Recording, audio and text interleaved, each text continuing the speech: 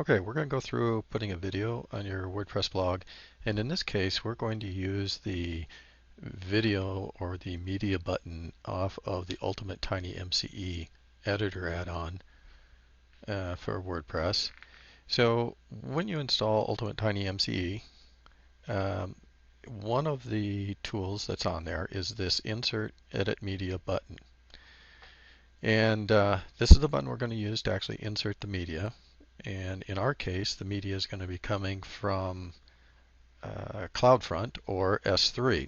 So first thing I'm going to do is go over to my CloudFront and find the video that I want. In this case, this is the video that I'm looking for.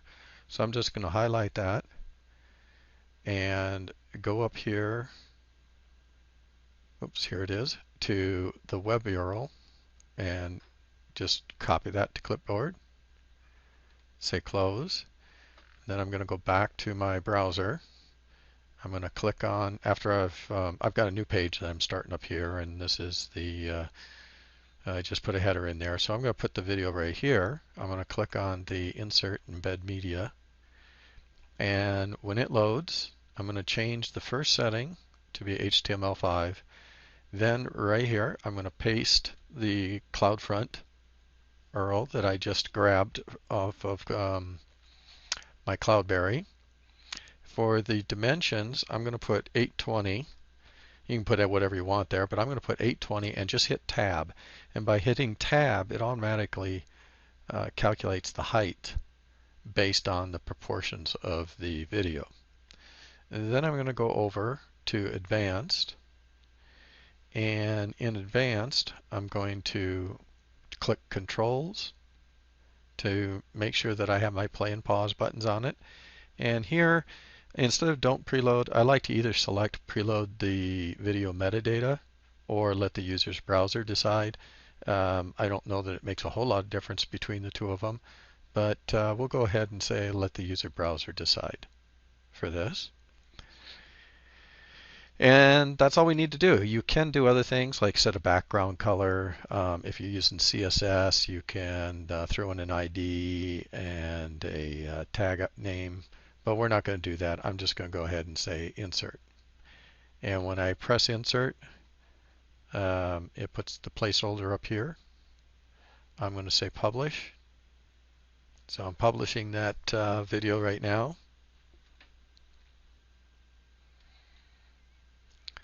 And when that comes back and finish publishing, I'm going to go ahead and view that video. And in this case, I'm just going to right click on View Page and open link in the new tab.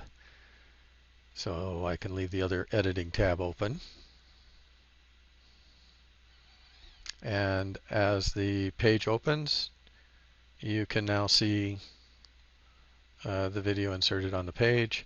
And if I can just simply click play, and we should start seeing it play. So there you go, and you can jump forward or whatever in the video. Joining us is Lori and so Deborah. Then we're going to put the thing on pause. I'm going to go back, because if you noticed, when we first started out, we had a black background on our player. I'm going to show you how you can fix that.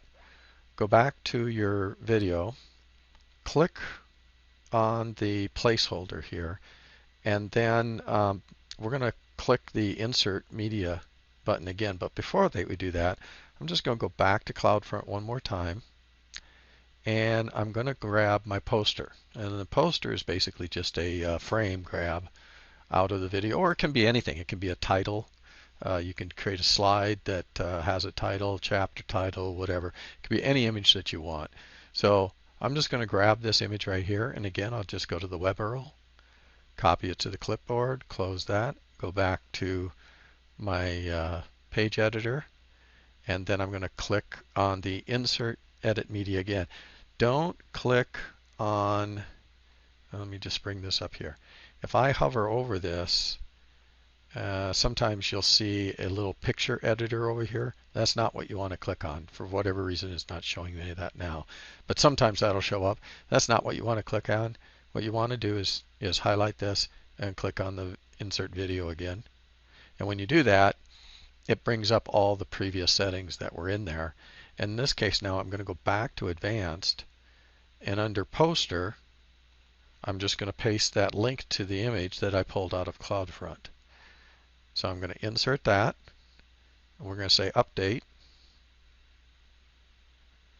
We'll let this finish. Okay, once it's updated, I'm going to go back to the page. I'm going to do refresh on the page. And now, when it loads, you'll notice that there's an image in the background. And as soon as I click on play, it's then going to start playing the actual video. And I can jump around it. But when it first starts out, instead of having just this black background, again, if I do a refresh, instead just having that black background and an image on it.